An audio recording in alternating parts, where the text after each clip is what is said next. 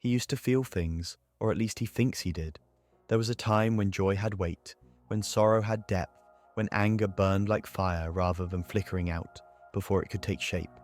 But now everything is muted. The world moves around him, fast and loud, yet he drifts through it untouched. He watches others laugh, grieve, rage, and he wonders, are they pretending, or is he the only one who has turned to stone? It was not always this way.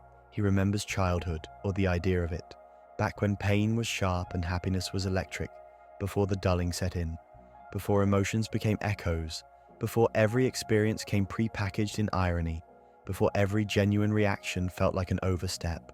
Somewhere along the way, feeling became a liability. Somewhere along the way, he learned to numb himself. At first, it was survival, a shield against disappointment, rejection, the crushing weight of expectation. He told himself it was strength, to care less was to hurt less, but indifference, once voluntary, became instinct. And now, when he reaches inside himself to summon something real, something raw, he finds nothing but static. The world encourages this, doesn't it? Numbness is the currency of the times. To feel too much is to be weak. To hope is to be naive. So he, like so many others, learned the art of disconnection. He scrolls past tragedy with the same vacant stare as he does comedy. He speaks in sarcasm because sincerity feels like exposure. He moves through life on autopilot, responding when spoken to, laughing on cue, but never truly there. Yet, in the quiet moments when no one is watching, he wonders, what has he lost?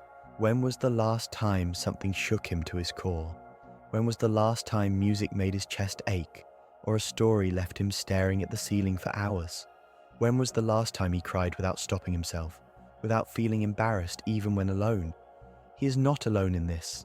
He sees it in others, in the way their eyes glaze over when conversation lingers too long on anything real, in the way they feign excitement but never truly invest themselves, in the way they drown in entertainment, distractions, noise, anything to keep from sitting in silence with their own emptiness.